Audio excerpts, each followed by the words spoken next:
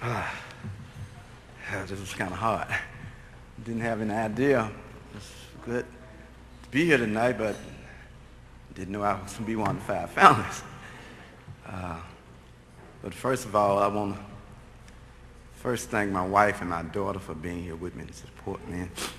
And I want to thank Mary Lou at the Commercial PR for supporting me and helping me through this, the Jefferson Award, the board, and all who make the Jefferson Award possible.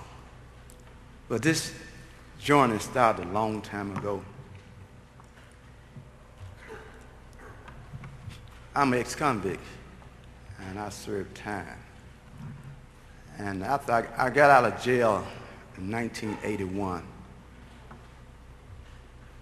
I had a realization that something had to be done because I did wrong when I went to jail and had to serve time for it. And it came to me that it was a negative behavior that caused me to go. So I formed an organization called FUN, F-F-U-N, Freedom from Unnecessary Negatives. Because while serving time, I interchange and interact with so many young men and old in jail that was in jail because of bad decisions they made. And I set out to try to do something back there in the early 80s. I did workshops with young people. We had back-to-school rallies trying to give them books, pencils, whatever they might need. And we did all sorts of things, tried to deter them, had picnics for them from crime. And as I thought I had did all I could do, in May 2003, it knocked on my door. I got a call at 3 o'clock in the morning. Not a call. My neighbor walked across the street and said, and she was walking on a cane, and said, your son is dead. And I said, what do you mean my son is dead? She said, he's been shot. And I said, well, that don't mean he's dead. He said, yeah, he's dead because Timothy said he's dead. So I got up, called my family, and told them what I had been told. And I went out to Mendenhall and Cottonwood in Memphis, and when I got there, I saw all the lights flashing. There my son was, so I had the yellow tape around it, laying on the ground, face down, one foot still hanging there. He was an identical twin. I didn't see my twin, and they was together. I didn't know what had happened to him. I was so worried. But he had been shot in the head with an AK-47 assault rifle that took half his head off.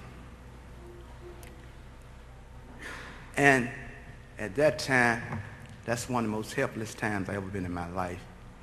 Father's supposed to be there for his children, strength for him. And there I was, couldn't help him at all. I couldn't even touch him. So the next day I made up in my mind that even though I can't bring my son back, I would spend the rest of my day to try to save your children, your grandchildren.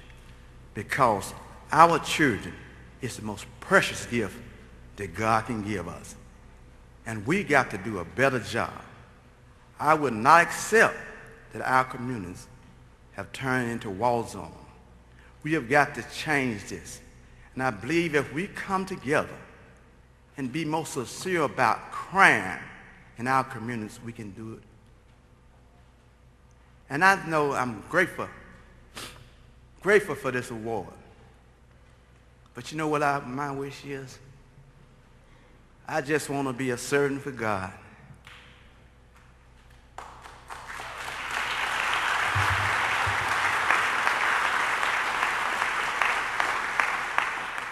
And if I had one wish right now, I wish I could be an angel. So anytime a bullet go off to strike one of our loved ones, I could reach out there and grab it. And I could snatch it back and say, you can't have this one because he don't belong to you. And I'm convinced that if we come together like-minded people, that we can save our children. Because I don't want to see nobody else have to walk out to the street and see their child laying on the ground with their head blown out. And I'm committed to do this and I'm committed to the rest of my life. And I want to thank you all. And I want my baby to stand up, Angel, because this is what it's all about. Saving our children. That's what it's all about. And I'm convinced that we can turn this around and save some of our children. And no matter what get in my way, who try to stop me, who try to turn me around, I will not stop. I will not get up. I will continue to try to save our children from these senseless killings. Thank you.